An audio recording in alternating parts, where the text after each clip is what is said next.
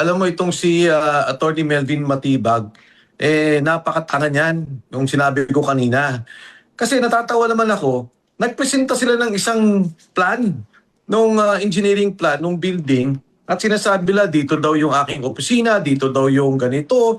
Hindi ko alam kung ano ang parang pinapatunayan, ang pinapalabas ata nila na yung building plan ay hindi namin sinunod.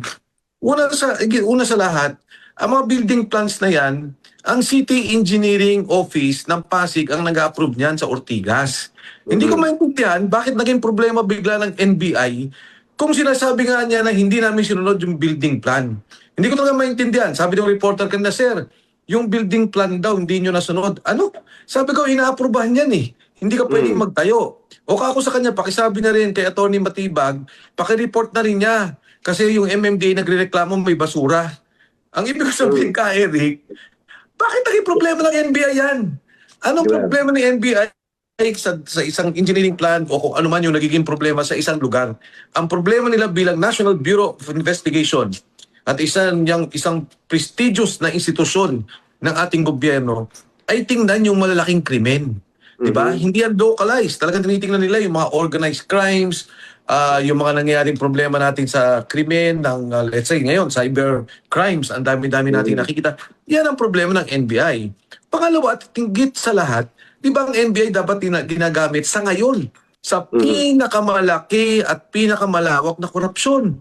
Doon nila gamitin yung mga ahente. Doon nila gamitin yung kanilang poder.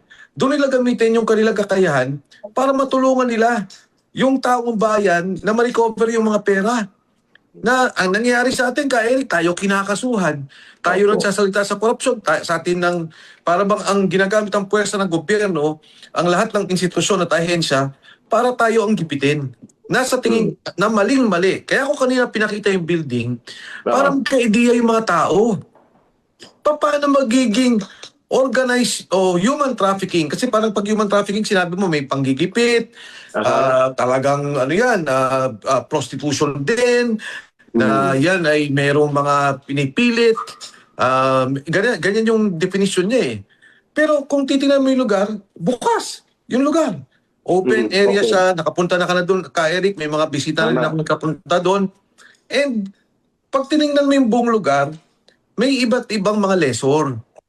No? Kaya, di ba, nandyan yung 7-Eleven, nandyan yung Korean restaurant, nandyan yung ilang opisina. Ang ibig bang sabihin, pag may nagsabu doon, may kasalanan ako dahil lessor namin sila? O ibig bang sabihin, pagka may sumaksak doon, dawit kami dahil kami ang may-ari ng property? Kaya ako pinakita para makita ng tao, ano ba talaga yan? At ano nga sabi ko kay Eric, di ba? Pumunta ka ngayon dito sa Quezon City. Ang dami-daming mga KTV bars. No? Sabihin mo na yung panglalaki na mga KTV bars, di ba? Pero wag na tayo doon kasi establishment ang pag-usapan natin. Andyan ang Soler, nandyan ang Okada, nandyan ang mga sa Resorts World. Hindi ba sabihin may alam yung may-ari ng building? Yes. Alam ba nung may-ari ng building kung ano yung sitwasyon ng bawat aktibidades ng lahat ng mga nag-lessor nila doon sa kanilang lugar? So, yan yung punto ka, Eric, sa pinapalabas ni Matibag. Ang gusto niya talaga gawin, non-bailable ang crime para makulong ako. Ang gusto niya, gipitin ako, wag makapagpiyansa. Pero alam naman natin, mananalo kami sa kaso, wala silang kakaso-kaso. Pinipilit nila, katulad ng kaso namin ni Marcoleta, na magkaroon ng kaso na hindi ka makapag-bail at makulong ka. Kasi, Eric, patuloy tayong sumisigaw eh. Bakit? Patuloy natin inaalalayan yung 18 Marines. Di ba yung nauna, Sergeant Gatesa? Tayo ngayon patuloy na nagsasalita. Bakit ko inaalalayan yung 18 Marines?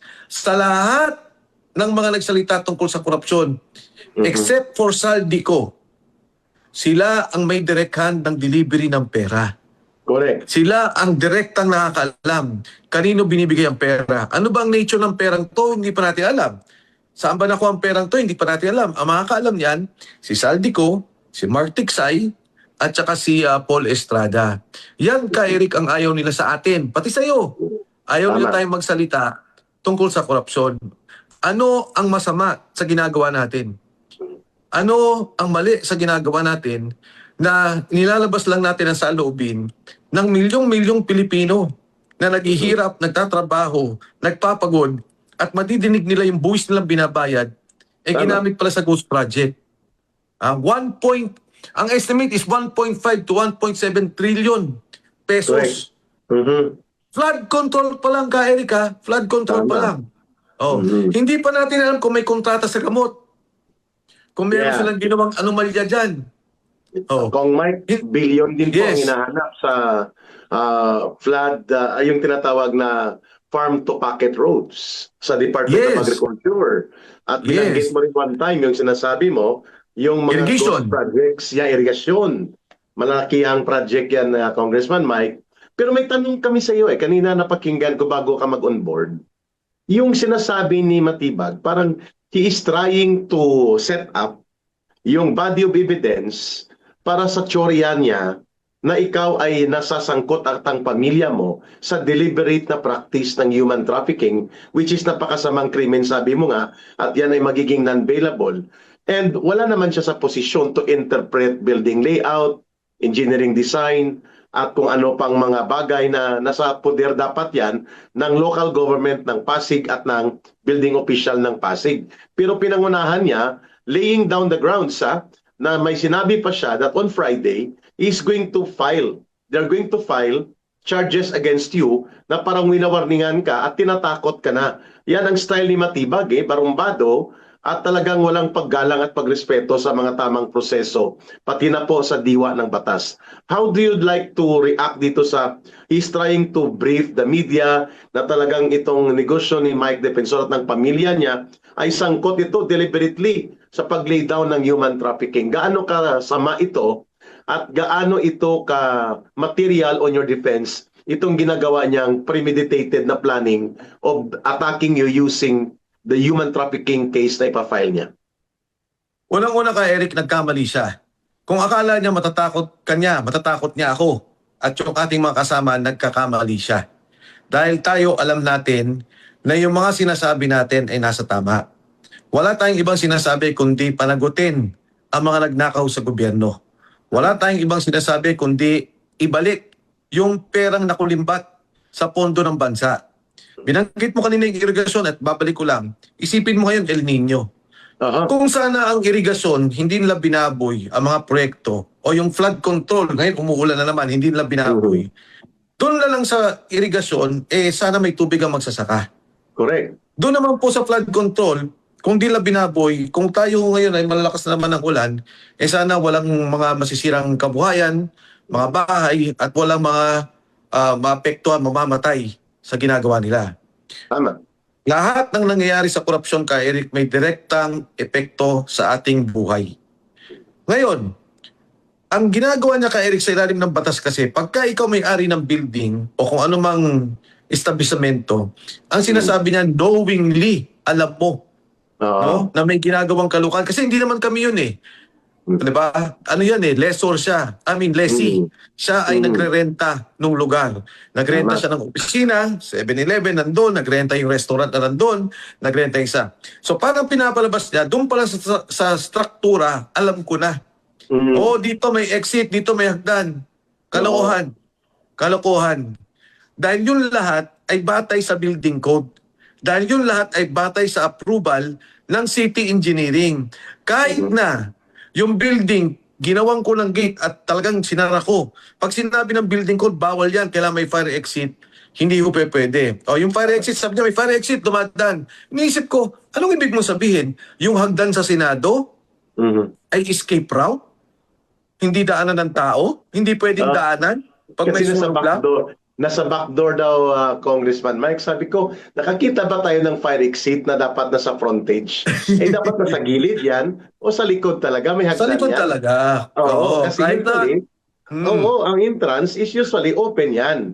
At Yes. nakapunta ako doon Congressman Mike, tapos binanggit niya, deliberately daw, parang pinagplanuhan na magkaroon ng tago na negosyo. Very malicious and very dangerous ang kanyang binabanggit at pinapahiya na niya. Nagkakaroon na siya ng conclusion, hindi pa nabubuo ang case build-up at ang kanyang sinasabi na teorya ay nangangaladkad na siya ng kahihiya ng isang lehitimong negosyo at kasama po ang iyong pangalan dyan na Congressman Mike. Kasi nga ka Eric, ang problema niya kasi, yung flood control program, mismong sila sangkot. Almost No. 1.2 billion pesos ata yan. And in fact, Oo. ang daming mga kababayan natin sa San Pedro, di ba, nagbibigay ng mga impormasyon tungkol dyan sa mga ghost project o Tama. tungkol dun sa mga sinasabing proyekto na malaki ang kickback dyan sa San Pedro, Laguna. Kaya nga ayaw niyang talagang magkaroon ng paglilinaw tong hearing pa lang sa Blue Ribbon at maging ngayon, ginigipit niya ngayon tong mga tayo. Kasi talagang tatamaan sila eh. Isa pala Tama. sila sa pinakamalaki na nakakuha ng pondo sa flood control. Ngayon, Correct. kaya nga sinasabi ko kay Eric, kung totohanan ka NBI, o pagpalagay na, sabi niya, ito may krimen dito. Ang pinakamalaking krimen nga yung flood control eh. Paano ikaw ang nasa NBI na isa ka sa mga sinasabing may problema sa flood control projects? Isa Kasi- kayo sa mga nagbenepisyo sa mga flood Congressman control Mike, projects.